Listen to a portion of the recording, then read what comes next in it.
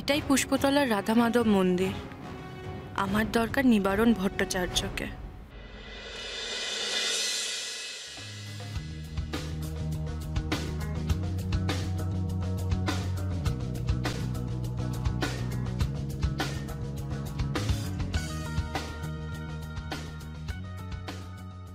তুই গেল কোথায় বড় বৌমা? তোর কাছে বাচ্চা দিয়ে গেলটা কোথায়? জানি না মা, ও তো খুব তাড়াহুড়ো করে বেরোলো, বললো কি একটা জরুরি কাজ আছে। তুমি দেখো জানোই মা, আর কদিন ধরে দেখছি কিছু একটা নিয়ে না আবার ভাবছে, আর সেটা ঠিক কি আমায় বলছে না। মেয়ে মানুষের তো মাথায় একটা কিছু ঢুকলে আর বেরোতেই চায় না। তরু আসার পর থেকে ওর মাথায়, তোর বউয়ের মাথায় যে কি চলে বুঝি না তো। দেখো, ওর মাথা যেটা খেলে না সেটা ভালোর জন্যই খেলে। আগেও তো দেখেছো, যেটা নিয়ে সন্দেহ করেছে সেটা সত্যি প্রমাণ হয়েছে, হয়নি? উষসী সন্দেহ করেছিল এটা তো বুঝেছিলাম, কিন্তু সন্দেহ করেও কি করতে পারে? ও কি আমাদের সন্দেহ করেই কোথাও বেরিয়েছে? আমার মনে হয় বদ্দি এখনই চলে আসবে। বেশি দূরে তো যায়নি, কাছেই গেছে, সময় হয়ে গেছে প্রায়।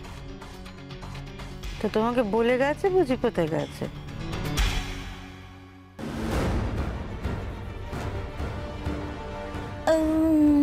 না মানে, না না, আমাকে কেন বলতে হবে? মানে আমি বলতে চাইছিলাম যে মানে কি করে বলি বদ্দি কোথায় গেছে। আমি জানি ডাইনি বুড়ি ঠিক আড়ি পেতে শুনছে। যদি শুনে পেলে বদ্দি ওই তরণী মাসিকে নকল ভাবছে, তাই আসল তরণী মাসিকে খুঁজতে গেছে। কেলোর কীর্তি হবে। আসল নকলের খেলায় মেতো না উষসী ঘোষ। তুমি তো জানোই না কোথায় থাকতো তরণী দেবী। আমি তো চিঠিটা টুকরো টুকরো করে ছিঁড়ে ফেলে দিয়েছি। বেচারি খুঁজেই যাবে, কাউকে পাবে না।